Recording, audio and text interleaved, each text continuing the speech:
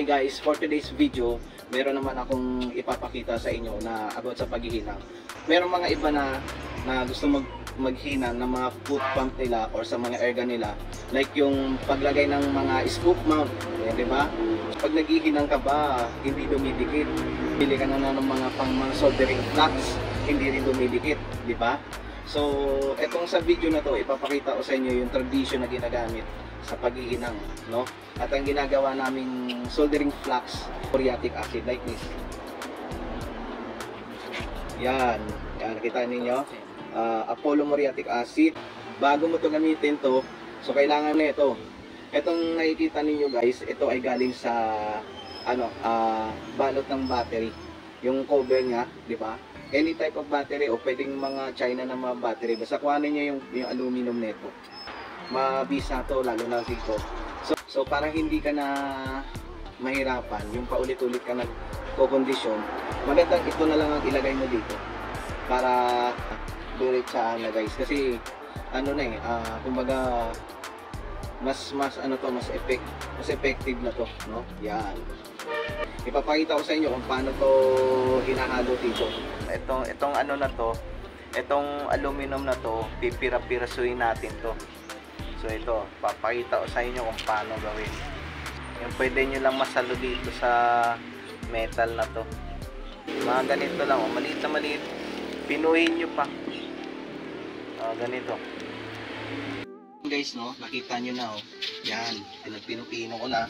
Tapos binawasan ko yung muriatic acid ko ng para diyan ko na ikukulong, diyan ko na ibababa diyan, and then para hindi na ako maghalo ulit pagka gusto magsolda. So syempre, just use a gloves guys, and then yung mask, no? And then syempre always use yung eyewear o yung protective eyewear.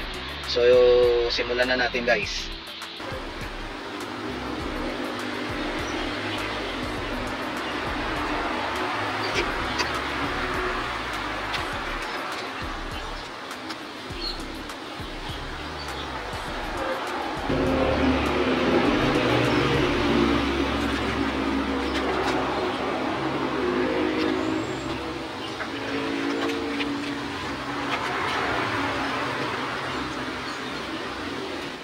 So yun siya. So hintayin lang natin siya guys na mawala yung reaction niya. And then yung mga takip, just same lang. No? Okay, nakita ninyo wala na siyang masyadong usok, wala nang usok. Dito sa kanya, yun, di ba pag natapos na yung once na matapos na yung reaction niya, since na paglagay mo nung metal yung kumulo nga nung katapos nun is yung kumalma na siya. So makikita ninyo dito guys na itim na yung kulay niya, no? Yan. So pwede mo na yan gamitin pang solda.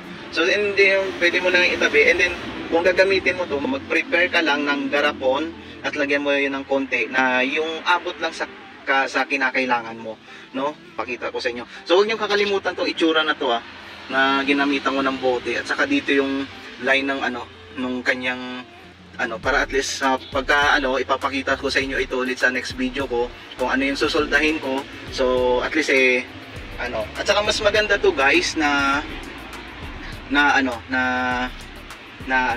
kumbaga pang sarili mong soldering flux.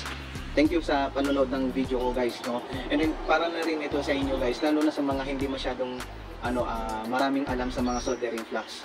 At least ito rekta to, at saka kayo ang nagtimpla. And then ipinakita ko sa inyo. And sorry for demonstration kung paano ko yun Syempre inavoid ko din yung cellphone ko syempre kasi hindi natin alam, no? Syempre may mechanical reaction yan guys, kung saan nagtimpla tayo, at saka may kainitan na rin.